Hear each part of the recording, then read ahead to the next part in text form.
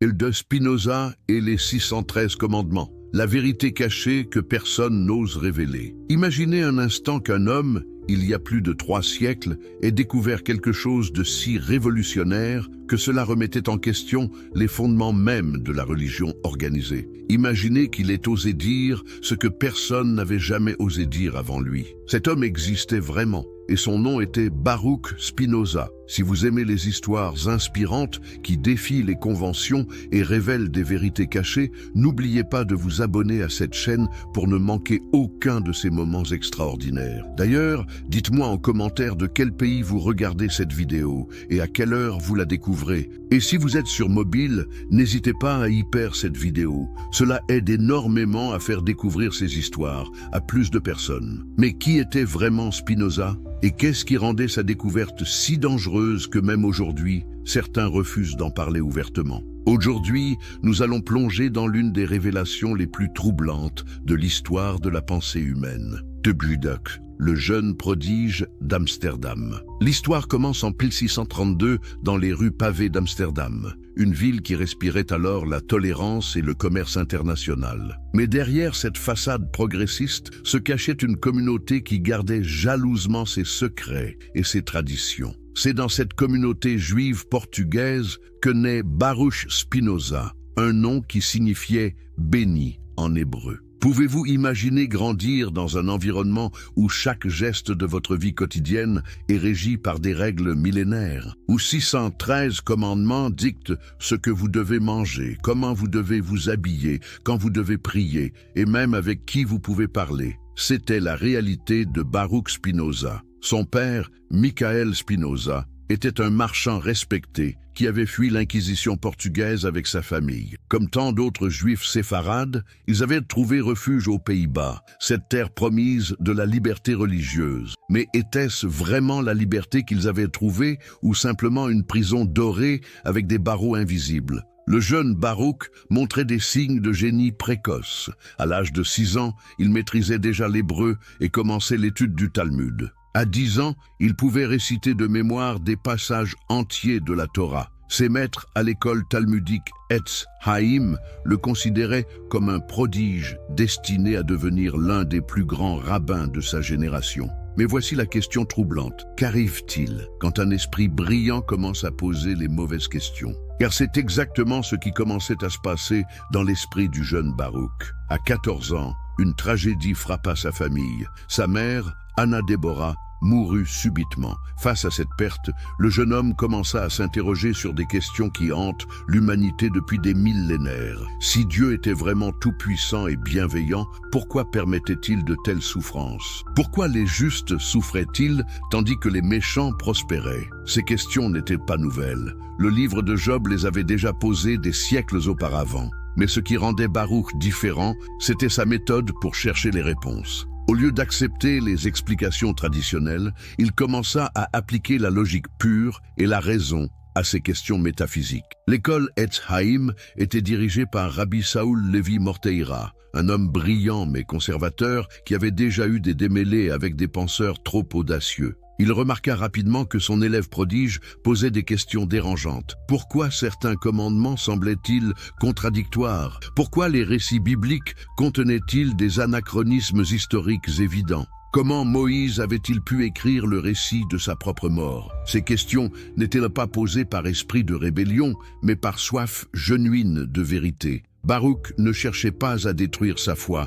mais à la comprendre rationnellement. N'est-ce pas là le plus grand acte d'amour envers Dieu que de chercher à le comprendre avec tous les outils de l'intelligence qu'il nous a donnés? Mais les autorités religieuses ne voyaient pas les choses ainsi. Pour elles, questionner était déjà blasphémer. La foi devait être aveugle, obéissante, inconditionnelle. Rabbi Morteira convoqua plusieurs fois le jeune homme pour des discussions privées. Ces entretiens, dont nous n'avons malheureusement pas de transcription directe, semblent avoir été des tentatives de ramener Baruch dans le droit chemin de l'orthodoxie. Imaginez ces conversations. D'un côté, un adolescent brillant, assoiffé de vérité, posant des questions que personne n'osait formuler. De l'autre, un homme âgé, gardien d'une tradition millénaire, sachant que chaque question non contrôlée pourrait ébranler tout l'édifice de la foi communautaire. Qui avait raison? celui qui questionnait ou celui qui préservait? Pendant ce temps, Amsterdam bouillonnait d'idées nouvelles. René Descartes venait de publier son discours de la méthode, révolutionnant la philosophie occidentale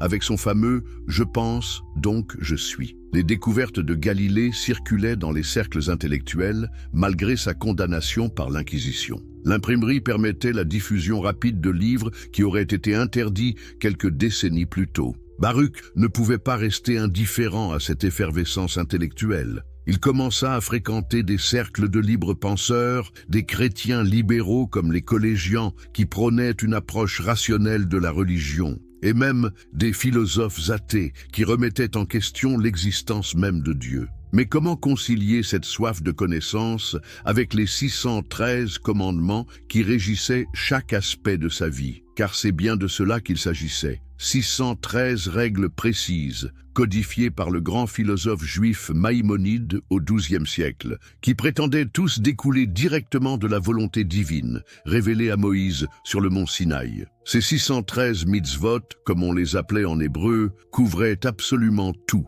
248 commandements positifs dictaient ce qu'il fallait faire. Prier 3 fois par jour, porter les téphilines, respecter le sabbat, donner la charité, honorer ses parents. 365 commandements négatifs interdisaient tout le reste. Manger du porc, travailler le sabbat, mélanger la viande et le lait, porter des vêtements de tissu mélangés. Mais plus Baruch étudiait ces commandements avec l'œil critique qu'il avait développé, plus il remarquait des choses troublantes. Beaucoup de ces règles semblaient refléter les préoccupations et les circonstances historiques spécifiques du peuple hébreu dans l'Antiquité. Les interdits alimentaires correspondaient aux connaissances limitées de l'hygiène de l'époque. Les lois sur l'agriculture reflétaient les pratiques agricoles de la Palestine antique. Les règles vestimentaires semblaient conçues pour maintenir la distinction entre les Hébreux et leurs voisins païens. Était-il possible, se demandait Baruch, que ces commandements n'aient pas été dictés par Dieu lui-même, mais qu'ils aient été développés progressivement par des êtres humains confrontés à des défis pratiques et spirituels spécifiques? Cette question était révolutionnaire, car elle remettait en cause l'origine divine même de la Torah. En 1654, à l'âge de 22 ans, Baruch prit une décision qui changerait le cours de sa vie. Il cessa de fréquenter régulièrement la synagogue. Ce n'était pas encore une rupture ouverte, mais un retrait progressif qui n'échappa pas à l'attention vigilante des dirigeants communautaires. La communauté juive d'Amsterdam vivait dans un équilibre précaire. Tolérée par les autorités hollandaises, elle savait qu'un scandale public pourrait remettre en question ce privilège fragile. Avoir en son sein un jeune homme qui remettait ouvertement en question les fondements de la foi était un risque que les dirigeants ne pouvaient pas se permettre de prendre. Les pressions commencèrent à s'intensifier. Des amis de la famille, des anciens de la communauté, même des proches parents tentèrent de raisonner Baruch. On lui offrit une pension annuelle s'il acceptait de garder ses opinions pour lui et de continuer à participer aux activités religieuses communautaires. N'était-ce pas là une solution honorable pour tous? Il pourrait continuer à penser ce qu'il voulait en privé, tant qu'il ne troublait pas l'ordre public. Mais Baruch avait hérité de ses ancêtres maranes une chose que l'Inquisition n'avait jamais réussi à briser: l'intégrité intellectuelle absolue. Ses grands-parents avaient préféré l'exil à la conversion forcée. Lui préférerait l'isolement social au mensonge intellectuel. La rupture était inévitable. Elle arriva le 27 juillet 1656, un jour que Baruch n'oublierait jamais. Ce jour-là, dans la synagogue portugaise d'Amsterdam, Rabbi Saul Levi Morteira prononça l'une des excommunications les plus sévères de l'histoire du judaïsme moderne. L'excommunication qui changea l'histoire. Le matin du 27 juillet 1656 restera gravé dans l'histoire comme l'un des moments les plus dramatiques de la pensée occidentale. Pouvez-vous imaginer la tension qui régnait dans la synagogue portugaise d'Amsterdam ce jour-là? Les membres de la communauté se rassemblaient pour un office qui allait marquer non seulement la fin de la carrière rabbinique prometteuse d'un jeune homme, mais aussi le début d'une révolution intellectuelle qui ébranlerait les fondements même de la religion organisée. Rabbi Saul Levi Morteira se leva devant l'Assemblée, tenant dans ses mains un document qui avait été rédigé avec un soin minutieux. Ce n'était pas une décision prise à la légère. Pendant des mois, les autorités religieuses avaient tenté de ramener Baruch Spinoza dans le droit chemin. Ils avaient essayé la persuasion, les menaces voilées, même la corruption. Rien n'avait fonctionné. Mais qu'est-ce qui avait vraiment poussé ces hommes respectables à prendre une mesure si drastique? Qu'avait fait exactement le jeune Spinoza pour mériter un châtiment habituellement réservé aux pires criminels et hérétiques? La réponse se trouvait dans les questions que Baruch n'avait cessé de poser, et surtout dans les conclusions auxquelles ces questions l'avaient mené. Il avait commencé à exprimer publiquement des doutes sur l'authenticité mosaïque de la Torah. Il suggérait que les textes bibliques avaient été écrits par plusieurs auteurs à différentes époques et non dictés directement par Dieu à Moïse. Plus scandaleux encore, il remettait en question la nécessité même des rituels et des commandements qui structuraient la vie communautaire. Imaginez l'impact de telles déclarations dans une communauté qui fondait son identité même sur le caractère sacré et immuable de ces textes. C'était comme si quelqu'un déclarait soudain que les fondations de votre maison étaient construites sur du sable mouvant. Comment réagiriez-vous? Rabbi Morteira commença la lecture du Hérem, l'acte d'excommunication,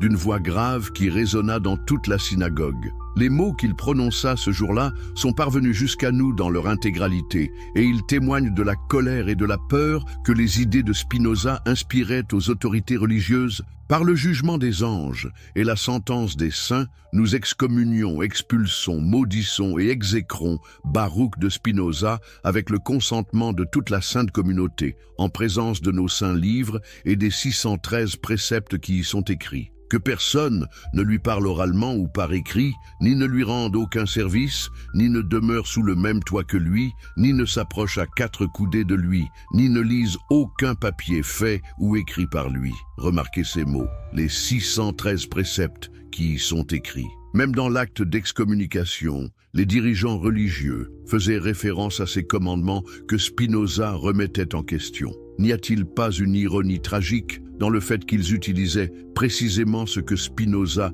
contestait pour justifier son exclusion? La malédiction continuait avec des mots d'une violence inouïe. Qu'il soit maudit le jour et maudit la nuit, maudit dans son sommeil et maudit dans sa veille, maudit à son entrée et maudit à sa sortie. Que l'Éternel ne lui pardonne jamais. Que la colère et l'indignation de l'Éternel s'embrasent contre cet homme et fassent fondre sur lui toutes les malédictions écrites dans le livre de la loi. Avez-vous déjà entendu des mots plus terrifiants prononcés au nom de la religion? Ces hommes qui prêchaient l'amour de Dieu n'hésitaient pas à vouer aux gémonies éternelles un jeune homme de 24 ans dont le seul crime était de poser des questions inconfortables. Mais le plus troublant dans cette excommunication, c'est qu'elle ne précisait pas exactement les horribles hérésies et les actes monstrueux dont Spinoza était accusé. Pourquoi cette imprécision? Était-ce parce que les accusations étaient si graves qu'on n'osait même pas les formuler explicitement?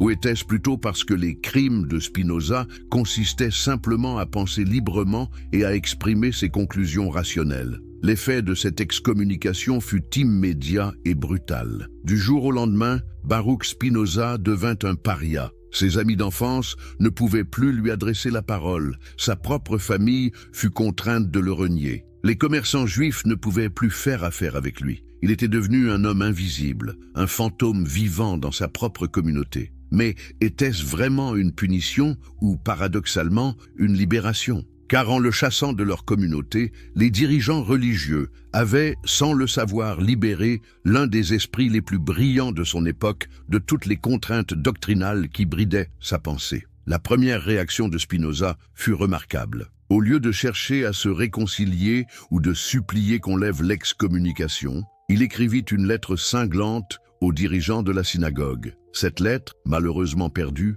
aurait contenu, selon les témoins contemporains, une défense passionnée de la liberté de penser et une critique acerbe de l'autoritarisme religieux. Comment un jeune homme de 24 ans trouvait-il la force de défier ainsi toute une communauté, toute une tradition, toute une conception du monde? D'où tirait-il cette conviction inébranlable que la vérité valait plus que l'acceptation sociale? La réponse se trouve peut-être dans l'histoire même de sa famille. Les Spinoza étaient des maranes, ces juifs ibériques qui avaient été contraints de se convertir au christianisme, mais qui avaient continué à pratiquer secrètement leur foi ancestrale. Pendant des générations, ils avaient vécu dans la clandestinité, préservant leurs convictions au péril de leur vie. Cette tradition de résistance intellectuelle coulait dans les veines de Baruch. Mais il y avait aussi autre chose. Spinoza avait découvert qu'il n'était pas seul dans ses questionnements. D'autres esprits brillants de son époque remettaient également en question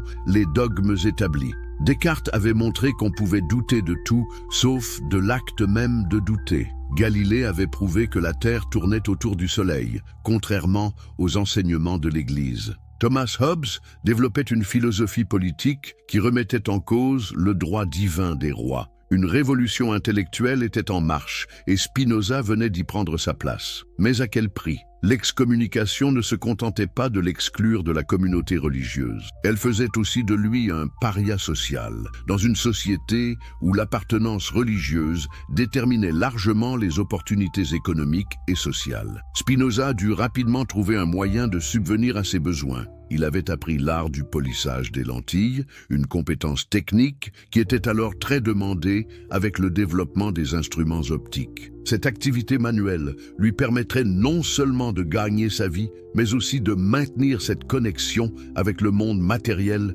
qui caractériserait toute sa philosophie. N'y a-t-il pas une symbolique profonde dans le fait que celui qui allait révolutionner notre façon de voir le monde gagnait sa vie en polissant des lentilles?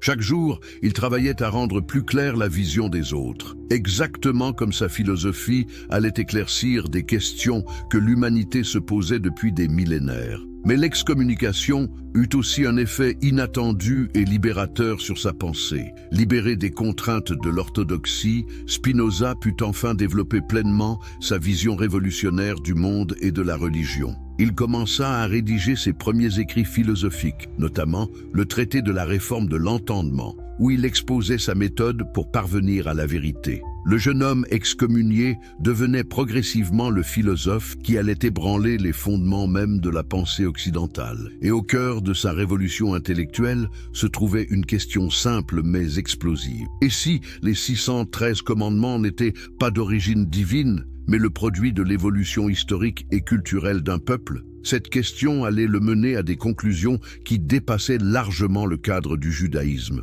Car, en remettant en cause l'origine divine des commandements juifs, Spinoza ouvrait la voie à une critique plus générale de toutes les religions révélées. Il ne s'attaquait pas seulement aux 613 mitzvot, mais à l'idée même que Dieu puisse dicter aux hommes des règles de conduite à travers des révélations particulières. Mais bien sûr, la genèse cachée des 613 commandements. Mais d'où viennent réellement ces 613 commandements qui régissaient la vie de Spinoza et de sa communauté? Cette question apparemment simple cache en réalité l'une des plus fascinantes histoires de l'évolution religieuse de l'humanité. Pour comprendre la révolution intellectuelle de Spinoza, nous devons d'abord comprendre ce qu'il remettait en question. L'histoire officielle, celle qu'on enseignait au jeune Baruch à l'école talmudique, était d'une simplicité biblique. Dieu avait donné à Moïse, sur le mont Sinaï, non seulement les 10 commandements gravés sur les tables de pierre, mais aussi toute la Torah orale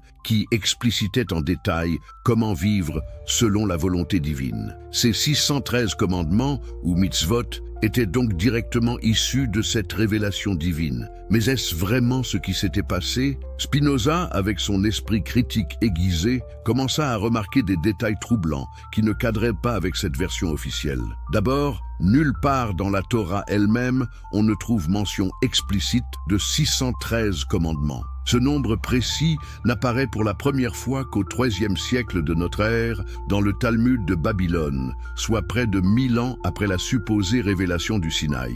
Comment expliquer cette lacune de 1000 ans? Si ces commandements étaient vraiment d'origine divine et immédiatement révélés, pourquoi aucun texte antérieur n'en faisait-il mention? La première référence à ce nombre de 613 se trouve dans une homélie du rabbi Simlai qui déclara « 613 commandements ont été donnés à Moïse, 365 négatifs correspondant au jour de l'année et 248 positifs correspondant aux membres du corps humain. Cette explication, poétique certes, révélait déjà le caractère artificiel de cette numération. Pourquoi Dieu se serait-il préoccupé de faire correspondre ses commandements au calendrier solaire et à l'anatomie humaine? Plus troublant encore pour un esprit logique comme celui de Spinoza, les rabbins n'arrivaient pas à se mettre d'accord sur la liste exacte de ces 613 commandements. Chaque autorité religieuse proposait sa propre énumération, et ces listes différaient parfois significativement entre elles. Rachi, le grand commentateur français du XIe siècle, proposait une liste. Maïmonide, le philosophe juif du XIIe siècle, en proposait une autre sensiblement différente. Le Sefer HaHinuk, ouvrage anonyme du XIIIe siècle, présentait encore une troisième version. Comment des commandements supposés être d'origine divine pouvaient-ils faire l'objet d'interprétations si diverses? Spinoza découvrit que cette confusion n'était pas accidentelle. Elle révélait en fait le processus historique réel par lequel ces commandements avaient été élaborés. Loin d'être révélés d'un coup sur le mont Sinaï, ils avaient été développés progressivement, génération après génération, par des rabbins confrontés à des situations concrètes nécessitant des réponses pratiques. Prenons un exemple concret qui frappa particulièrement Spinoza, l'interdiction de mélanger la viande et le lait. Dans la Torah, on trouve 3 fois la phrase « Tu ne feras pas cuire un chevreau dans le lait de sa mère », c'est tout. 3 versets identiques, probablement répétés pour insister sur l'importance de ce commandement dans son contexte historique original. Mais au fil des siècles,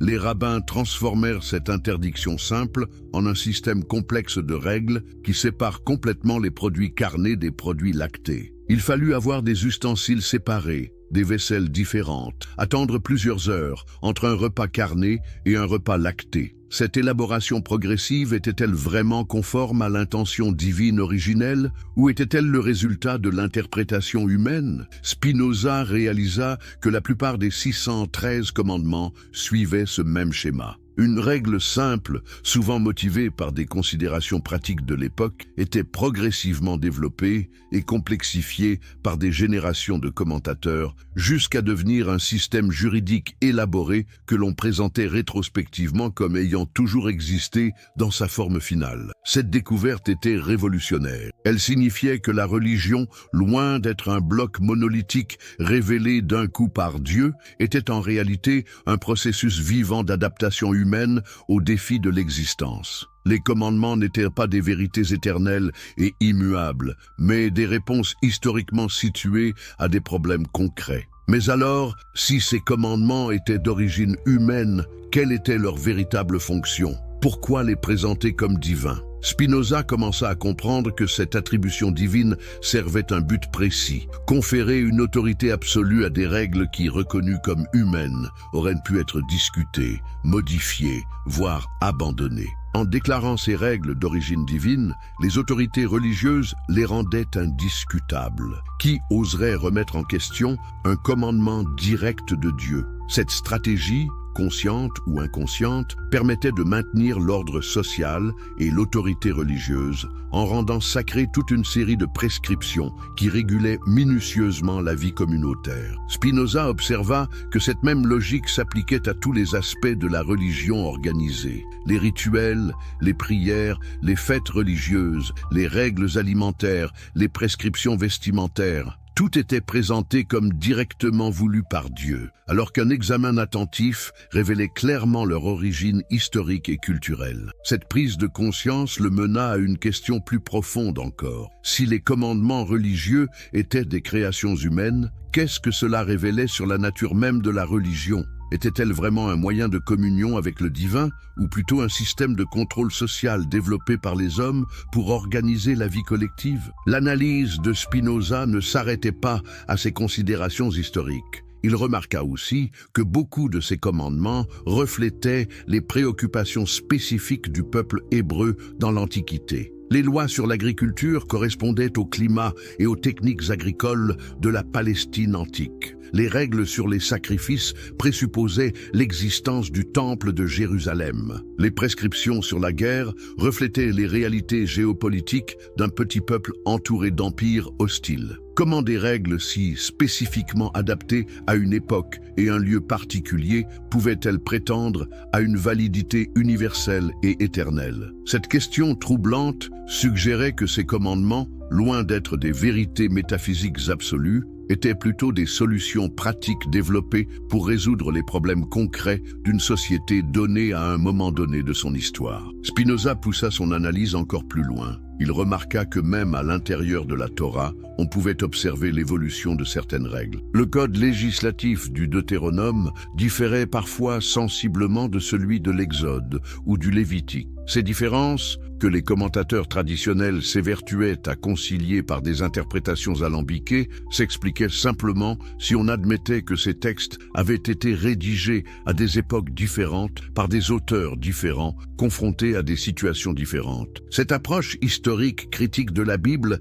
était révolutionnaire au XVIIe siècle. Elle faisait de Spinoza l'un des précurseurs de l'exégèse moderne, cette science qui étudie les textes religieux comme des documents historiques plutôt que comme des révélations immuables. Mais les implications de cette découverte dépassaient largement le cadre de l'érudition biblique. Si les 613 commandements n'étaient pas d'origine divine, mais de développement historique, cela remettait en question toute la structure d'autorité de la religion organisée. Sur quoi se fondait le pouvoir des rabbins si les règles qu'ils interprétaient et appliquaient n'étaient pas divines, mais humaines? Cette question allait mener Spinoza vers des conclusions encore plus radicales sur la nature du pouvoir religieux et son rôle dans l'organisation sociale. Mais avant d'explorer ces conclusions, il fallait qu'il comprenne mieux les mécanismes par lesquels cette autorité s'exerçait et se perpétuait.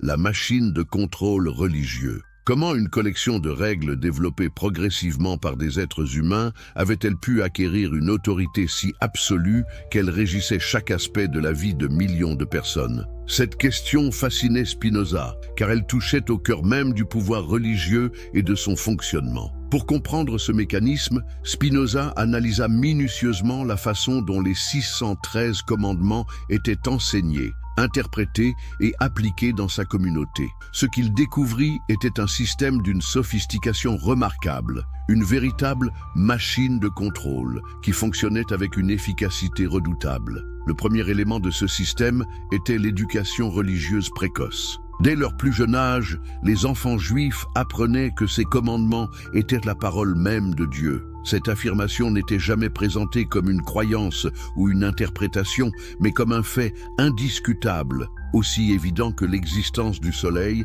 ou de la lune. Pouvez-vous imaginer l'impact psychologique de cette éducation? Quand on répète à un enfant de 3 ans que certaines règles viennent directement de Dieu, ces règles s'ancrent dans son esprit avec la force de l'évidence naturelle. Remettre en question ces commandements devenait aussi difficile que de remettre en question la loi de la gravité. Cette éducation était renforcée par un système de récompense et de punition qui commençait Spinoza et les 613 commandements, la vérité cachée que personne n'ose révéler. Introduction. Imaginez un instant qu'un homme, il y a plus de 3 siècles, ait découvert quelque chose de si révolutionnaire que cela remettait en question les fondements mêmes de la religion organisée. Imaginez qu'il ait osé dire ce que personne n'avait jamais osé dire avant lui. Cet homme existait vraiment et son nom était Baruch Spinoza. Si vous aimez les histoires inspirantes qui défient les conventions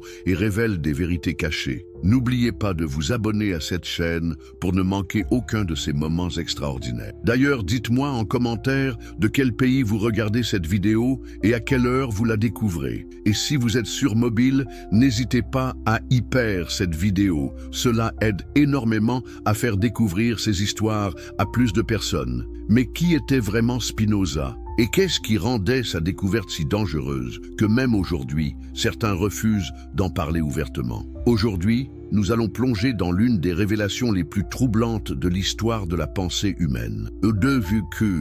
Le jeune prodige d'Amsterdam. L'histoire commence en 1632 dans les rues pavées d'Amsterdam, une ville qui respirait alors la tolérance et le commerce international. Mais derrière cette façade progressiste se cachait une communauté qui gardait jalousement ses secrets et ses traditions. C'est dans cette communauté juive portugaise que naît Baruch Spinoza, un nom qui signifiait « béni » en hébreu. Pouvez-vous imaginer grandir dans un environnement où chaque geste de votre vie quotidienne est régi par des règles millénaires, où 613 commandements dictent ce que vous devez manger, comment vous devez vous habiller, quand vous devez prier, et même avec qui vous pouvez parler? C'était la réalité de Baruch Spinoza. Son père, Michael Spinoza, était un marchand respecté qui avait fui l'Inquisition portugaise avec sa famille. Comme tant d'autres juifs séfarades, ils avaient trouvé refuge aux Pays-Bas, cette terre promise de la liberté religieuse. Mais était-ce vraiment la liberté qu'ils avaient trouvée, ou simplement une prison dorée avec des barreaux invisibles? Le jeune Baruch montrait des signes de génie précoce. À l'âge de 6 ans, il maîtrisait déjà l'hébreu et commençait l'étude du Talmud. À 10 ans, il pouvait réciter de mémoire des passages entiers de la Torah. Ses maîtres, à l'école talmudique Etz Haïm, le considéraient comme un prodige destiné à devenir l'un des plus grands rabbins de sa génération. Mais voici la question troublante. Qu'arrive-t-il quand un esprit brillant commence à poser les mauvaises questions? Car c'est exactement ce qui commençait à se passer dans l'esprit du jeune Baruch. À 14 ans, une tragédie frappa sa famille. Sa mère, Hannah Deborah, mourut subitement. Face à cette perte, le jeune homme commença à s'interroger sur des questions qui hantent l'humanité depuis des millénaires. Si Dieu était vraiment tout-puissant et bienveillant, pourquoi permettait-il de telles souffrances? Pourquoi les justes souffraient-ils tandis que les méchants prospéraient? Ces questions n'étaient pas nouvelles. Le livre de Job les avait déjà posées des siècles auparavant. Mais ce qui rendait Baruch différent, c'était sa méthode pour chercher les réponses. Au lieu d'accepter les explications traditionnelles, il commença à appliquer la logique pure et la raison à ces questions métaphysiques. L'école Etz Haïm était dirigée par Rabbi Saul Levi Mortera, un homme brillant mais conservateur qui avait déjà eu des démêlés avec des penseurs trop audacieux. Il remarqua rapidement que son élève prodige posait des questions dérangeantes. Pourquoi certains commandements semblaient-ils contradictoires? Pourquoi les récits bibliques contenaient-ils des anachronismes historiques évidents? Comment Moïse avait-il pu écrire le récit de sa propre mort? Ces questions n'étaient pas posées par esprit de rébellion, mais par soif genuine de vérité. Baruch ne cherchait pas à détruire sa foi, mais à la comprendre rationnellement. N'est-ce pas là le plus grand acte d'amour envers Dieu que de chercher à le comprendre avec tous les outils de l'intelligence qu'il nous a donnés? Mais les autorités religieuses ne voyaient pas les choses ainsi. Pour elles, questionner était déjà blasphémer. La foi devait être aveugle, obéissante, inconditionnelle. Rabbi Mortera convoqua plusieurs fois le jeune homme pour des discussions privées. Ces entretiens, dont nous n'avons malheureusement pas de transcription directe, semblent avoir été des tentatives de ramener Baruch dans le droit chemin de l'orthodoxie. Imaginez ces conversations. D'un côté, un adolescent brillant, assoiffé de vérité, posant des questions que personne n'osait formuler. De l'autre, un homme âgé, gardien d'une tradition millénaire, sachant que chaque question non contrôlée pourrait ébranler tout l'édifice de la foi communautaire. Qui avait raison? Celui qui questionnait ou celui qui préservait? Pendant ce temps, Amsterdam bouillonnait d'idées nouvelles. René Descartes venait de publier son Discours de la méthode, révolutionnant la philosophie occidentale avec son fameux « Je pense ». Donc, je suis. Les découvertes de Galilée circulaient dans les cercles intellectuels, malgré sa condamnation par l'Inquisition. L'imprimerie permettait la diffusion rapide de livres qui auraient été interdits quelques décennies plus tôt. Baruch ne pouvait pas rester indifférent à cette effervescence intellectuelle. Il commença à fréquenter des cercles de libres penseurs, des chrétiens libéraux comme les collégiens qui prônaient une approche rationnelle de la religion, et même des philosophes athées qui remettaient en question l'existence même de Dieu. Mais comment concilier cette soif de connaissance avec les 613 commandements qui régissaient chaque aspect de sa vie? Car c'est bien de cela qu'il s'agissait. 613 règles précises, codifiées par le grand philosophe juif Maïmonide au XIIe siècle, qui prétendaient tous découler directement de la volonté divine, révélée à Moïse sur le mont Sinaï. Ces 613 mitzvot, comme on les appelait en hébreu, couvraient absolument tout. 248 commandements positifs dictaient ce qu'il fallait faire. prier 3 fois par jour, porter les téphilines, respecter le sabbat, donner la charité, honorer ses parents. 365 commandements négatifs interdisaient tout le reste. Manger du porc, travailler le sabbat, mélanger la viande et le lait, porter des vêtements de tissu mélangés. Mais plus Baruch étudiait ces commandements avec l'œil critique qu'il avait développé, plus il remarquait des choses troublantes. Beaucoup de ces règles semblaient refléter les préoccupations et les circonstances historiques spécifiques du peuple hébreu dans l'Antiquité. Les interdits alimentaires correspondaient aux connaissances limitées de l'hygiène de l'époque. Les lois sur l'agriculture reflétaient les pratiques agricoles de la Palestine antique. Les règles vestimentaires semblaient conçues pour maintenir la distinction entre les Hébreux et leurs voisins païens. Était-il possible, se demandait Baruch, que ces commandements n'aient pas été dictés par Dieu lui-même, mais qu'ils aient été développés progressivement par des êtres humains confrontés à des défis pratiques et spirituels spécifiques? Cette question était révolutionnaire, car elle remettait en cause l'origine divine même de la Torah. En 1654, à l'âge de 22 ans, Baruch prit une décision qui changerait le cours de sa vie. Il cessa de fréquenter régulièrement la synagogue. Ce n'était pas encore une rupture ouverte, mais un retrait progressif qui n'échappa pas à l'attention vigilante des dirigeants communautaires. La communauté juive d'Amsterdam vivait dans un équilibre précaire. Tolérée par les autorités hollandaises, elle savait qu'un scandale public pourrait remettre en question ce privilège fragile. Avoir en son sein un jeune homme qui remettait ouvertement en question les fondements de la foi était un risque que les dirigeants ne pouvaient pas se permettre de prendre. Les pressions commencèrent à s'intensifier. Des amis de la famille, des anciens de la communauté, même des proches parents tentèrent de raisonner Baruch. On lui offrit une pension annuelle s'il acceptait de garder ses opinions pour lui et de continuer à participer aux activités religieuses communautaires. N'était-ce pas là une solution honorable pour tous? Il pourrait continuer à penser ce qu'il voulait en privé, tant qu'il ne troublait pas l'ordre public. Mais Baruch avait hérité de ses ancêtres maranes une chose que l'Inquisition n'avait jamais réussi à briser: l'intégrité intellectuelle absolue. Ses grands-parents avaient préféré l'exil à la conversion forcée. Lui préférerait l'isolement social au mensonge intellectuel. La rupture était inévitable. Elle arriva le 27 juillet 1656, un jour que Baruch n'oublierait jamais. Ce jour-là, dans la synagogue portugaise d'Amsterdam, Rabbi Saul Levi Morteira prononça l'une des excommunications les plus sévères de l'histoire du judaïsme moderne.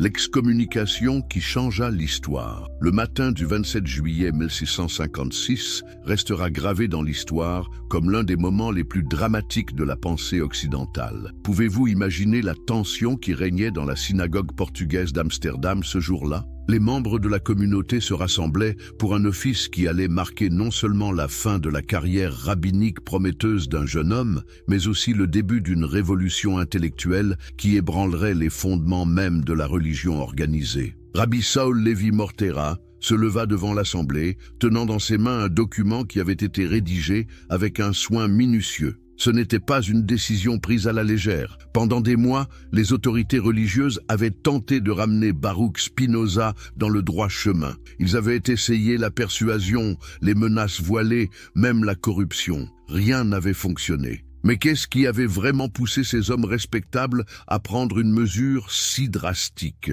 Qu'avait fait exactement le jeune Spinoza pour mériter un châtiment habituellement réservé aux pires criminels et hérétiques? La réponse se trouvait dans les questions que Baruch n'avait cessé de poser, et surtout dans les conclusions auxquelles ces questions l'avaient mené. Il avait commencé à exprimer publiquement des doutes sur l'authenticité mosaïque de la Torah. Il suggérait que les textes bibliques avaient été écrits par plusieurs auteurs à différentes époques et non dictés directement par Dieu à Moïse. Plus scandaleux encore, il remettait en question la nécessité même des rituels et des commandements qui structuraient la vie communautaire. Imaginez l'impact de telles déclarations dans une communauté qui fondait son identité même sur le caractère sacré et immuable de ces textes. C'était comme si quelqu'un déclarait soudain que les fondations de votre maison étaient construites sur du sable mouvant. Comment réagiriez-vous? Rabbi Morteira commença la lecture du Hérem, l'acte d'excommunication, d'une voix grave qui résonna dans toute la synagogue. Les mots qu'il prononça ce jour-là sont parvenus jusqu'à nous dans leur intégralité, et ils témoignent de la colère et de la peur que les idées de Spinoza inspiraient aux autorités religieuses. Par le jugement des anges et la sentence des saints, nous excommunions, expulsons, maudissons et exécrons Baruch de Spinoza avec le consentement de toute la sainte communauté, en présence de nos saints livres et des 613 préceptes qui y sont écrits. Que personne ne lui parle oralement ou par écrit, ni ne lui rende aucun service, ni ne demeure sous le même toit que lui, ni ne s'approche à 4 coudées de lui, ni ne lise aucun papier fait ou écrit par lui. Remarquez ces mots, les 613 préceptes qui y sont écrits. Même dans l'acte d'excommunication, les dirigeants religieux faisaient référence à ces commandements que Spinoza remettait en question. N'y a-t-il pas une ironie tragique dans le fait qu'ils utilisaient précisément ce que Spinoza contestait pour justifier son exclusion? La malédiction continuait avec des mots d'une violence inouïe. Qu'il soit maudit le jour et maudit la nuit, maudit dans son sommeil et maudit dans sa veille, maudit à son entrée et maudit à sa sortie. Que l'Éternel ne lui pardonne jamais. Que la colère et l'indignation de l'Éternel s'embrasent contre cet homme et fassent fondre sur lui toutes les malédictions écrites dans le livre de la loi. Avez-vous déjà entendu des mots plus terrifiants prononcés au nom de la religion? Ces hommes qui prêchaient l'amour de Dieu n'hésitaient pas à vouer aux gémonies éternelles un jeune homme de 24 ans dont le seul crime était de poser des questions inconfortables. Mais le plus troublant dans cette excommunication, c'est qu'elle ne précisait pas exactement les horribles hérésies et les actes monstrueux dont Spinoza était accusé. Pourquoi cette imprécision? Était-ce parce que les accusations étaient si graves qu'on n'osait même pas les formuler explicitement? Ou était-ce plutôt parce que les crimes de Spinoza consistaient simplement à penser librement et à exprimer ses conclusions rationnelles? L'effet de cette excommunication fut immédiat et brutal. Du jour au lendemain, Baruch Spinoza devint un paria. Ses amis d'enfance ne pouvaient plus lui adresser la parole. Sa propre famille fut contrainte de le renier. Les commerçants juifs ne pouvaient plus faire affaire avec lui. Il était devenu un homme invisible, un fantôme vivant dans sa propre communauté. Mais était-ce vraiment une punition ou, paradoxalement, une libération? Car en le chassant de leur communauté, les dirigeants religieux avaient, sans le savoir, libéré l'un des esprits les plus brillants de son époque de toutes les contraintes doctrinales qui bridaient sa pensée. La première réaction de Spinoza fut remarquable. Au lieu de chercher à se réconcilier ou de supplier qu'on lève l'excommunication, il écrivit une lettre cinglante aux dirigeants de la synagogue. Cette lettre, malheureusement perdue, aurait contenu, selon les témoins contemporains, une défense passionnée de la liberté de penser et une critique acerbe de l'autoritarisme religieux. Comment un jeune homme de 24 ans trouvait-il la force de défier ainsi toute une communauté, toute une tradition, toute une conception du monde? D'où tirait-il cette conviction inébranlable que la vérité valait plus que l'acceptation sociale? La réponse se trouve peut-être dans l'histoire même de sa famille. Les Spinoza étaient des maranes, ces juifs ibériques qui avaient été contraints de se convertir au christianisme, mais qui avaient continué à pratiquer secrètement leur foi ancestrale. Pendant des générations, ils avaient vécu dans la clandestinité, préservant leurs convictions au péril de leur vie. Cette tradition de résistance intellectuelle coulait dans les veines de Baruch. Mais il y avait aussi autre chose. Spinoza avait découvert qu'il n'était pas seul dans ses questionnements. D'autres esprits brillants de son époque remettaient également en question les dogmes établis. Descartes avait montré qu'on pouvait douter de tout, sauf de l'acte même de douter. Galilée avait prouvé que la Terre tournait autour du Soleil, contrairement aux enseignements de l'Église. Thomas Hobbes développait une philosophie politique qui remettait en cause le droit divin des rois. Une révolution intellectuelle était en marche et Spinoza venait d'y prendre sa place. Mais à quel prix? L'excommunication ne se contentait pas de l'exclure de la communauté religieuse. Elle faisait aussi de lui un paria social, dans une société où l'appartenance religieuse déterminait largement les opportunités économiques et sociales. Spinoza dut rapidement trouver un moyen de subvenir à ses besoins. il avait appris l'art du polissage des lentilles, une compétence technique qui était alors très demandée avec le développement des instruments optiques. Cette activité manuelle lui permettrait non seulement de gagner sa vie, mais aussi de maintenir cette connexion avec le monde matériel qui caractériserait toute sa philosophie. N'y a-t-il pas une symbolique profonde dans le fait que celui qui allait révolutionner notre façon de voir le monde gagnait sa vie en polissant des lentilles? Chaque jour, il travaillait à rendre plus claire la vision des autres, exactement comme sa philosophie allait éclaircir des questions que l'humanité se posait depuis des millénaires. Mais l'excommunication eut aussi un effet inattendu et libérateur sur sa pensée. Libéré des contraintes de l'orthodoxie, Spinoza put enfin développer pleinement sa vision révolutionnaire du monde et de la religion. Il commença à rédiger ses premiers écrits philosophiques, notamment le traité de la réforme de l'entendement, où il exposait sa méthode pour parvenir à la vérité. Le jeune homme excommunié devenait progressivement le philosophe qui allait ébranler les fondements même de la pensée occidentale. Et au cœur de sa révolution intellectuelle se trouvait une question simple mais explosive. Et si les 613 commandements n'étaient pas d'origine divine, mais le produit de l'évolution historique et culturelle d'un peuple? Cette question allait le mener à des conclusions qui dépassaient largement le cadre du judaïsme. Car, en remettant en cause l'origine divine des commandements juifs, Spinoza ouvrait la voie à une critique plus générale de toutes les religions révélées. Il ne s'attaquait pas seulement aux 613 mitzvot, mais à l'idée même que Dieu puisse dicter aux hommes des règles de conduite à travers des révélations particulières. Il joue la genèse cachée des 613 commandements. Mais d'où viennent réellement ces 613 commandements qui régissaient la vie de Spinoza et de sa communauté? Cette question apparemment simple cache en réalité l'une des plus fascinantes histoires de l'évolution religieuse de l'humanité. Pour comprendre la révolution intellectuelle de Spinoza, nous devons d'abord comprendre ce qu'il remettait en question. L'histoire officielle, celle qu'on enseignait au jeune Baruch à l'école talmudique, était d'une simplicité biblique. Dieu avait donné à Moïse, sur le mont Sinaï, non seulement les 10 commandements gravés sur les tables de pierre, mais aussi toute la Torah orale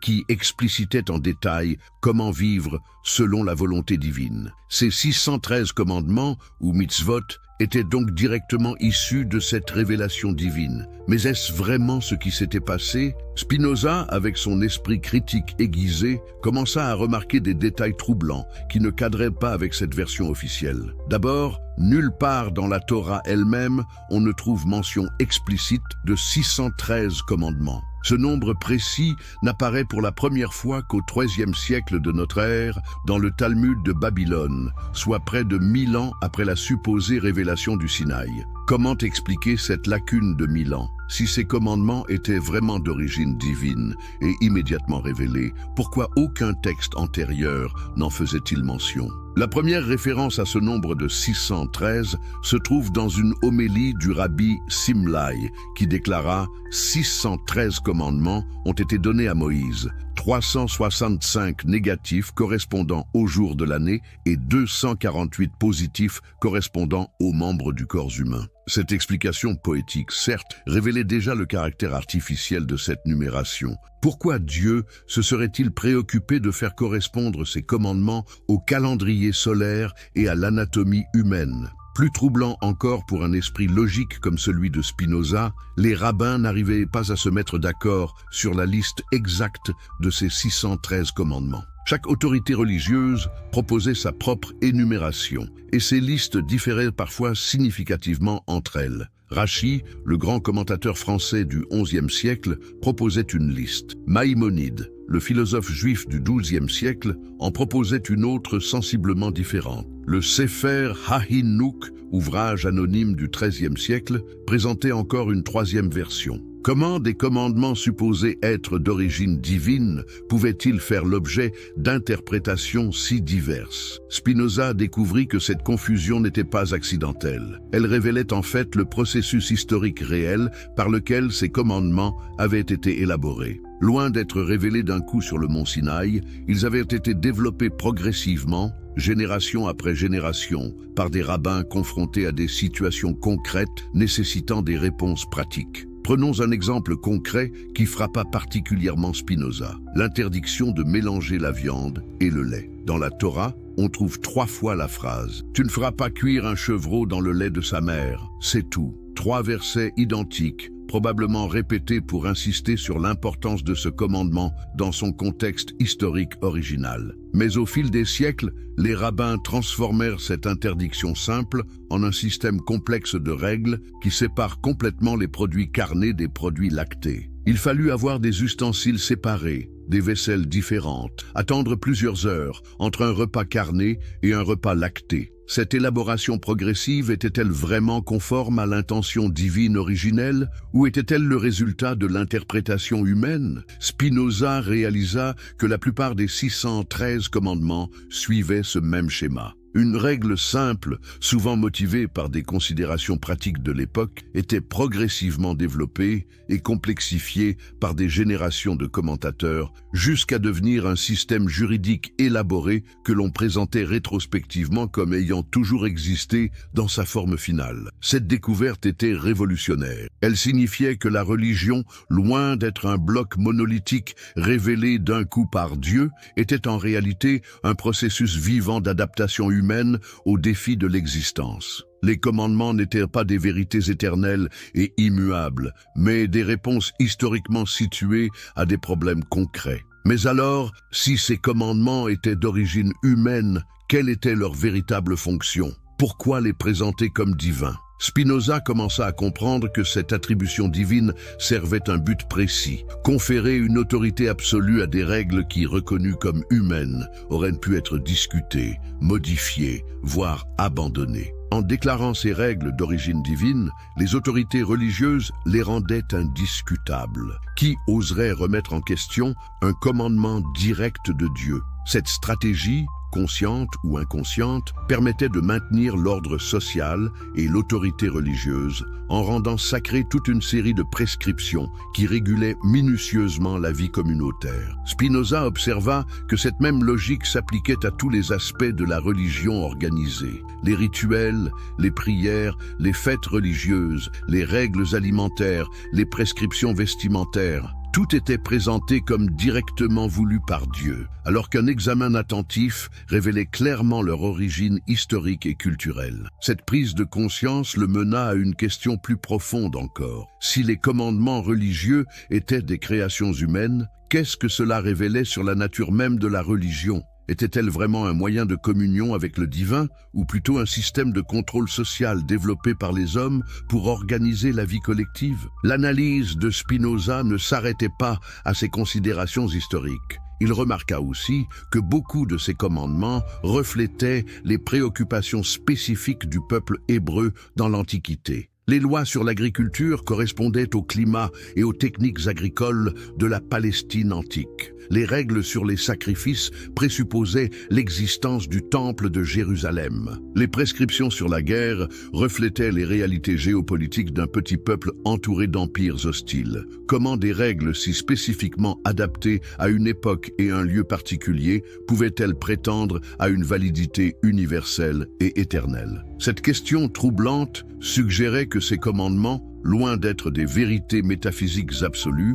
étaient plutôt des solutions pratiques développées pour résoudre les problèmes concrets d'une société donnée à un moment donné de son histoire. Spinoza poussa son analyse encore plus loin. Il remarqua que même à l'intérieur de la Torah, on pouvait observer l'évolution de certaines règles. Le code législatif du Deutéronome différait parfois sensiblement de celui de l'Exode ou du Lévitique. Ces différences, que les commentateurs traditionnels s'évertuaient à concilier par des interprétations alambiquées, s'expliquaient simplement si on admettait que ces textes avaient été rédigés à des époques différentes par des auteurs différents, confrontés à des situations différentes. Cette approche historique critique de la Bible était révolutionnaire au XVIIe siècle. Elle faisait de Spinoza l'un des précurseurs de l'exégèse moderne, cette science qui étudie les textes religieux comme des documents historiques plutôt que comme des révélations immuables. Mais les implications de cette découverte dépassaient largement le cadre de l'érudition biblique. Si les 613 commandements n'étaient pas d'origine divine, mais de développement historique, cela remettait en question toute la structure d'autorité de la religion organisée. Sur quoi se fondait le pouvoir des rabbins si les règles qu'ils interprétaient et appliquaient n'étaient pas divines, mais humaines? Cette question allait mener Spinoza vers des conclusions encore plus radicales sur la nature du pouvoir religieux et son rôle dans l'organisation sociale. Mais avant d'explorer ces conclusions, il fallait qu'il comprenne mieux les mécanismes par lesquels cette autorité s'exerçait et se perpétuait. La machine de contrôle religieux. Comment une collection de règles développées progressivement par des êtres humains avait-elle pu acquérir une autorité si absolue qu'elle régissait chaque aspect de la vie de millions de personnes? Cette question fascinait Spinoza, car elle touchait au cœur même du pouvoir religieux et de son fonctionnement. Pour comprendre ce mécanisme, Spinoza analysa minutieusement la façon dont les 613 commandements étaient enseignés, interprété et appliqué dans sa communauté. Ce qu'il découvrit était un système d'une sophistication remarquable, une véritable machine de contrôle qui fonctionnait avec une efficacité redoutable. Le premier élément de ce système était l'éducation religieuse précoce. Dès leur plus jeune âge, les enfants juifs apprenaient que ces commandements étaient la parole même de Dieu. Cette affirmation n'était jamais présentée comme une croyance ou une interprétation, mais comme un fait indiscutable, aussi évident que l'existence du soleil ou de la lune. Pouvez-vous imaginer l'impact psychologique de cette éducation? Quand on répète à un enfant de 3 ans que certaines règles viennent directement de Dieu, ces règles s'ancrent dans son esprit avec la force de l'évidence naturelle. Remettre en question ces commandements devenait aussi difficile que de remettre en question la loi de la gravité. Cette éducation était renforcée par un système de récompense et de punition qui commençait dès le plus jeune âge. L'enfant qui respectait scrupuleusement les commandements était loué, félicité,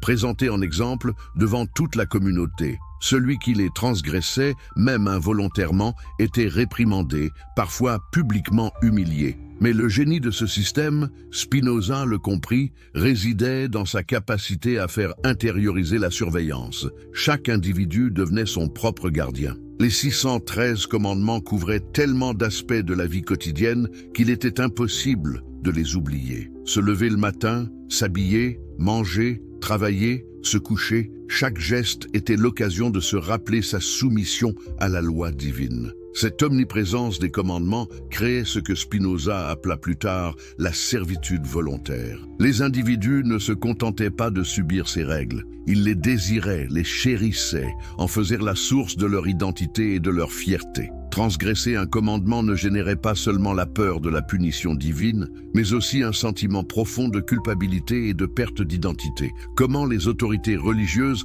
avaient-elles réussi à créer un tel système? Spinoza découvrit que la clé résidait dans le contrôle de l'interprétation. Les 613 commandements, tels qu'énumérés par Maïmonide et d'autres, n'étaient que le sommet visible de l'iceberg. Chacun de ces commandements principaux générait des dizaines, parfois des centaines de règles dérivées, d'exceptions, de cas particuliers, de situations spéciales. Prenons l'exemple du commandement de se reposer le sabbat. Dans la Torah, ce commandement est énoncé de façon relativement simple. Mais au fil des siècles, les rabbins avaient développé un code complexe définissant exactement ce qui constituait un travail interdit le sabbat. Il était interdit d'allumer un feu, mais aussi d'éteindre une chandelle. On ne pouvait pas porter d'objets d'un domaine privé vers un domaine public, mais la définition de ces domaines faisait l'objet de discussions savantes. On ne pouvait pas écrire, mais effacer était également interdit. Ces règles détaillées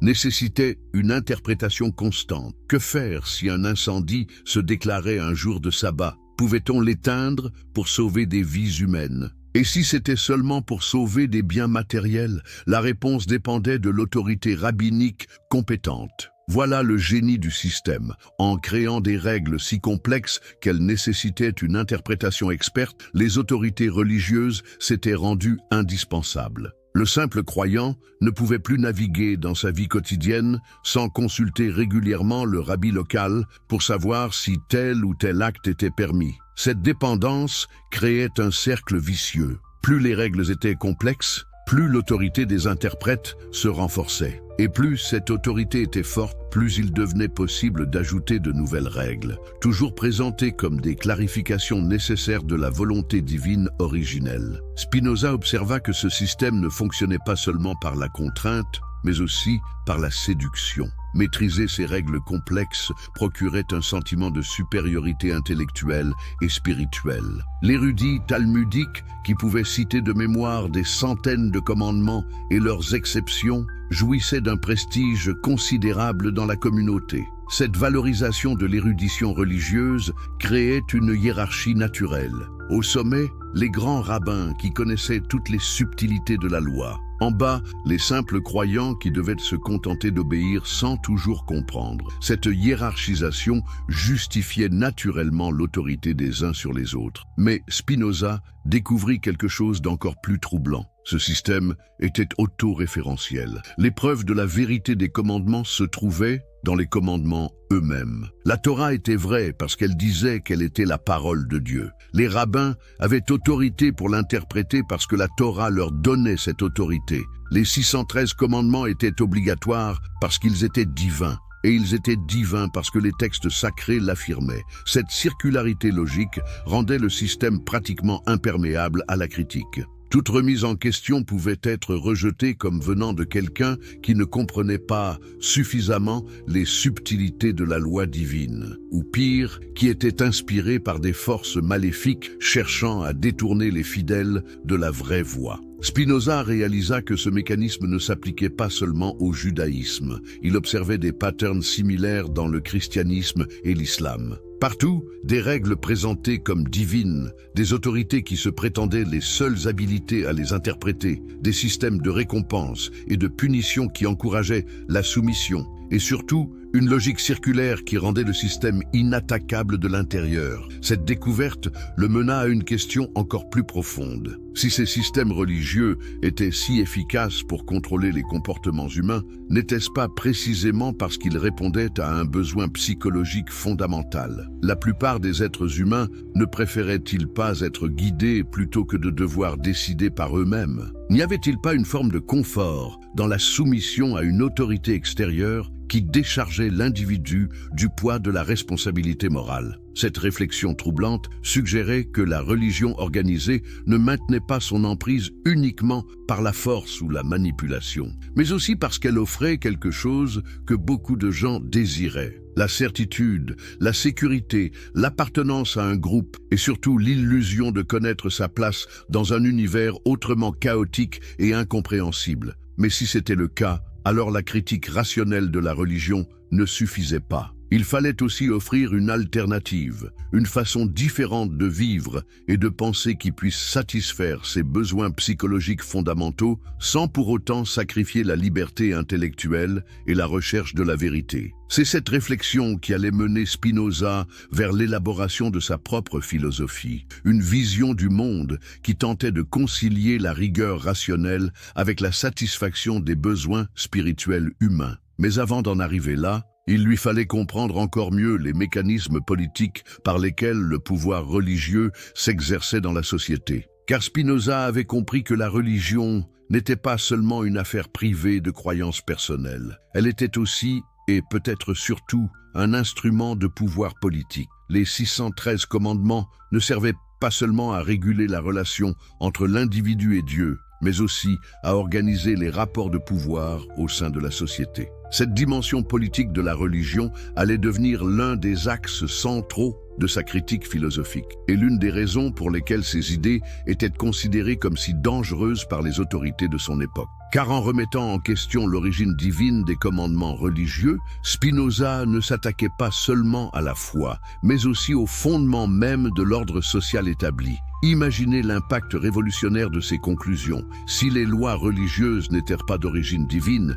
mais de création humaine, alors elles pouvaient être questionnées, modifiées, voire abandonnées. Si l'autorité des chefs religieux ne se fondait pas sur une délégation divine, mais sur une construction sociale, alors cette autorité pouvait être contestée. Si les hiérarchies religieuses n'étaient pas voulues par Dieu mais établies par les hommes, alors elles pouvaient être repensées. Ces implications politiques de la pensée spinoziste expliquent pourquoi l'excommunication de 1656 avait été si brutale et pourquoi ses écrits allaient continuer à être considérés comme subversifs pendant des siècles. Spinoza ne se contentait pas de proposer une interprétation différente des textes sacrés. Il remettait en question tout l'édifice du pouvoir religieux et par extension d'une grande partie du pouvoir politique de son époque. Mais était-ce vraiment son intention? Spinoza cherchait-il consciemment à révolutionner l'ordre social ou était-il simplement un chercheur de vérité dont les découvertes avaient des implications qu'il n'avait pas nécessairement prévues? La réponse à cette question nous éclaire sur la nature même de la révolution intellectuelle que représentait sa pensée et sur les raisons pour lesquelles elle continue aujourd'hui encore à déranger certains gardiens de l'orthodoxie religieuse et politique. Ce qui est certain, c'est que Spinoza avait compris quelque chose de fondamental sur le fonctionnement du pouvoir religieux. Il ne reposait pas sur la vérité de ses affirmations, mais sur la croyance en cette vérité. Et cette croyance était maintenue non pas par l'évidence rationnelle, mais par un système complexe de conditionnement psychologique, de contrôle social et d'intérêt politique. Cette découverte allait transformer radicalement sa façon de concevoir non seulement la religion, mais aussi la politique, l'éthique, et même la nature humaine elle-même. Car si les hommes étaient capables de créer des systèmes de croyances si puissants qu'ils finissaient par les considérer comme absolument vrais, qu'est-ce que cela révélait sur notre rapport à la vérité, à la liberté et à notre propre nature? Ces questions vertigineuses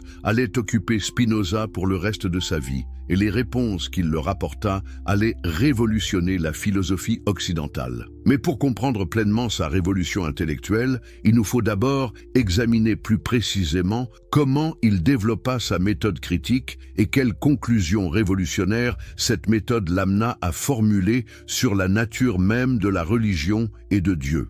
Spinoza et les 613 commandements, la vérité cachée que personne n'ose révéler. Introduction. Imaginez un instant qu'un homme, il y a plus de 3 siècles, ait découvert quelque chose de si révolutionnaire que cela remettait en question les fondements mêmes de la religion organisée. Imaginez qu'il ait osé dire ce que personne n'avait jamais osé dire avant lui. Cet homme existait vraiment, et son nom était Baruch Spinoza. Si vous aimez les histoires inspirantes qui défient les conventions et révèlent des vérités cachées, n'oubliez pas de vous abonner à cette chaîne pour ne manquer aucun de ces moments extraordinaires. D'ailleurs, dites-moi en commentaire de quel pays vous regardez cette vidéo et à quelle heure vous la découvrez. Et si vous êtes sur mobile, n'hésitez pas à hyper cette vidéo. Cela aide énormément à faire découvrir ces histoires à plus de personnes. Mais qui était vraiment Spinoza ? Et qu'est-ce qui rendait sa découverte si dangereuse que même aujourd'hui, certains refusent d'en parler ouvertement? Aujourd'hui, nous allons plonger dans l'une des révélations les plus troublantes de l'histoire de la pensée humaine. De Budak, le jeune prodige d'Amsterdam. L'histoire commence en 1632 dans les rues pavées d'Amsterdam, une ville qui respirait alors la tolérance et le commerce international.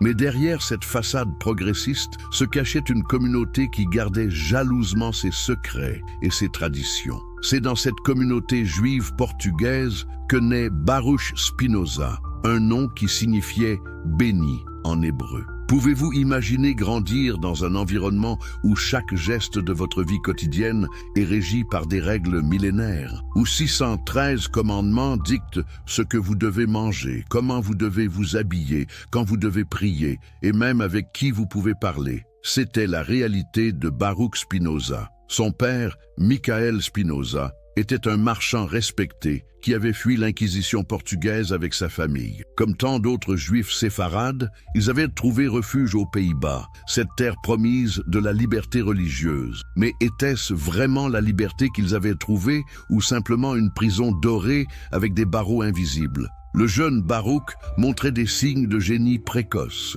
À l'âge de 6 ans, il maîtrisait déjà l'hébreu et commençait l'étude du Talmud. À 10 ans, il pouvait réciter de mémoire des passages entiers de la Torah. Ses maîtres à l'école talmudique Etz Haïm le considéraient comme un prodige destiné à devenir l'un des plus grands rabbins de sa génération. Mais voici la question troublante. Qu'arrive-t-il quand un esprit brillant commence à poser les mauvaises questions? Car c'est exactement ce qui commençait à se passer dans l'esprit du jeune Baruch. À 14 ans, une tragédie frappa sa famille. Sa mère, Anna Déborah, mourut subitement. Face à cette perte, le jeune homme commença à s'interroger sur des questions qui hantent l'humanité depuis des millénaires. Si Dieu était vraiment tout-puissant et bienveillant, pourquoi permettait-il de telles souffrances? Pourquoi les justes souffraient-ils tandis que les méchants prospéraient? Ces questions n'étaient pas nouvelles. Le livre de Job les avait déjà posées des siècles auparavant. Mais ce qui rendait Baruch différent,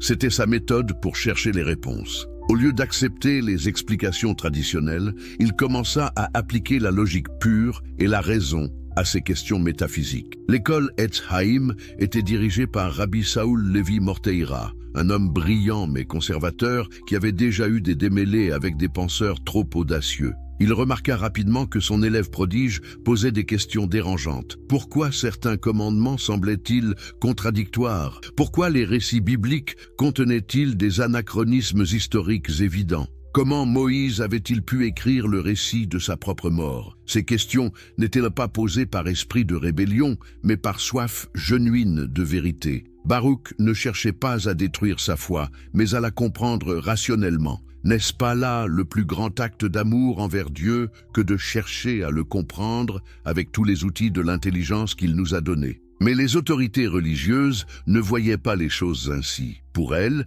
questionner était déjà blasphémer. La foi devait être aveugle, obéissante, inconditionnelle. Rabbi Morteira convoqua plusieurs fois le jeune homme pour des discussions privées. Ces entretiens, dont nous n'avons malheureusement pas de transcription directe, semblent avoir été des tentatives de ramener Baruch dans le droit chemin de l'orthodoxie. Imaginez ces conversations. D'un côté, un adolescent brillant, assoiffé de vérité, posant des questions que personne n'osait formuler. De l'autre, un homme âgé, gardien d'une tradition millénaire, sachant que chaque question non contrôlée pourrait ébranler tout l'édifice de la foi communautaire. Qui avait raison? Celui qui questionnait ou celui qui préservait? Pendant ce temps, Amsterdam bouillonnait d'idées nouvelles. René Descartes venait de publier son « Discours de la méthode », révolutionnant la philosophie occidentale avec son fameux « Je pense ». Donc, je suis. Les découvertes de Galilée circulaient dans les cercles intellectuels,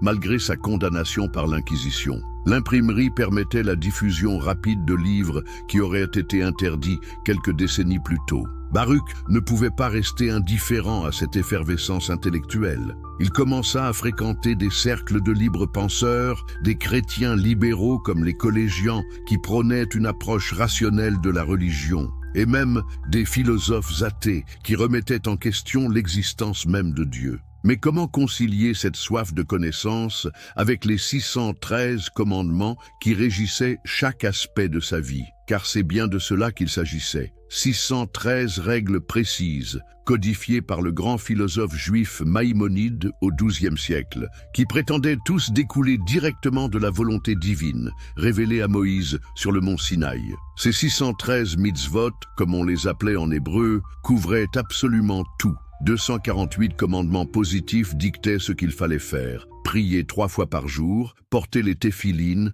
respecter le sabbat, donner la charité, honorer ses parents. 365 commandements négatifs interdisaient tout le reste. Manger du porc, travailler le sabbat, mélanger la viande et le lait, porter des vêtements de tissu mélangés. Mais plus Baruch étudiait ces commandements avec l'œil critique qu'il avait développé, plus il remarquait des choses troublantes. Beaucoup de ces règles semblaient refléter les préoccupations et les circonstances historiques spécifiques du peuple hébreu dans l'Antiquité. Les interdits alimentaires correspondaient aux connaissances limitées de l'hygiène de l'époque. Les lois sur l'agriculture reflétaient les pratiques agricoles de la Palestine antique. Les règles vestimentaires semblaient conçues pour maintenir la distinction entre les Hébreux et leurs voisins païens. Était-il possible, se demandait Baruch, que ces commandements n'aient pas été dictés par Dieu lui-même, mais qu'ils aient été développés progressivement par des êtres humains confrontés à des défis pratiques et spirituels spécifiques?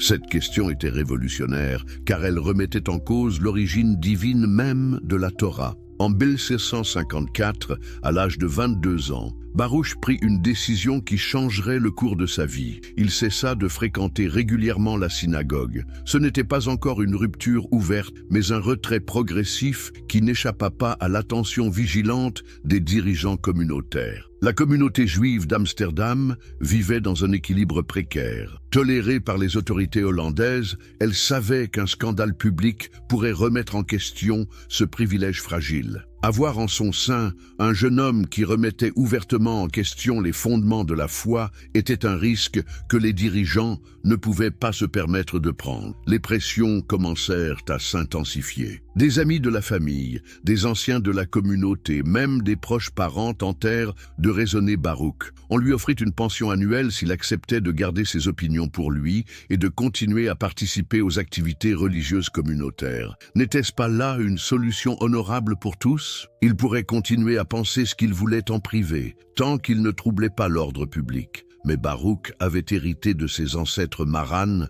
une chose que l'Inquisition n'avait jamais réussi à briser, l'intégrité intellectuelle absolue. Ses grands-parents avaient préféré l'exil à la conversion forcée. Lui préférerait l'isolement social au mensonge intellectuel. La rupture était inévitable. Elle arriva le 27 juillet 1656, un jour que Baruch n'oublierait jamais. Ce jour-là, dans la synagogue portugaise d'Amsterdam, Rabbi Saul Levi Morteira prononça l'une des excommunications les plus sévères de l'histoire du judaïsme moderne. Au début, l'excommunication qui changea l'histoire. Le matin du 27 juillet 1656 restera gravé dans l'histoire comme l'un des moments les plus dramatiques de la pensée occidentale. Pouvez-vous imaginer la tension qui régnait dans la synagogue portugaise d'Amsterdam ce jour-là? Les membres de la communauté se rassemblaient pour un office qui allait marquer non seulement la fin de la carrière rabbinique prometteuse d'un jeune homme, mais aussi le début d'une révolution intellectuelle qui ébranlerait les fondements même de la religion organisée. Rabbi Saul Levi Morteira se leva devant l'assemblée, tenant dans ses mains un document qui avait été rédigé avec un soin minutieux. Ce n'était pas une décision prise à la légère. Pendant des mois, les autorités religieuses avaient tenté de ramener Baruch Spinoza dans le droit chemin. Ils avaient essayé la persuasion, les menaces voilées, même la corruption. Rien n'avait fonctionné. Mais qu'est-ce qui avait vraiment poussé ces hommes respectables à prendre une mesure si drastique? Qu'avait fait exactement le jeune Spinoza pour mériter un châtiment habituellement réservé aux pires criminels et hérétiques? La réponse se trouvait dans les questions que Baruch n'avait cessé de poser, et surtout dans les conclusions auxquelles ces questions l'avaient mené. Il avait commencé à exprimer publiquement des doutes sur l'authenticité mosaïque de la Torah. Il suggérait que les textes bibliques avaient été écrits par plusieurs auteurs à différentes époques et non dictés directement par Dieu à Moïse. Plus scandaleux encore, il remettait en question la nécessité même des rituels et des commandements qui structuraient la vie communautaire. Imaginez l'impact de telles déclarations dans une communauté qui fondait son identité même sur le caractère sacré et immuable de ces textes. C'était comme si quelqu'un déclarait soudain que les fondations de votre maison étaient construites sur du sable mouvant. Comment réagiriez-vous? Rabbi Morteira commença la lecture du Hérem, l'acte d'excommunication, d'une voix grave qui résonna dans toute la synagogue. Les mots qu'il prononça ce jour-là sont parvenus jusqu'à nous dans leur intégralité, et ils témoignent de la colère et de la peur que les idées de Spinoza inspiraient aux autorités religieuses. Par le jugement des anges et la sentence des saints, nous excommunions, expulsons, maudissons et exécrons Baruch de Spinoza avec le consentement de toute la sainte communauté, en présence de nos saints livres et des 613 préceptes qui y sont écrits.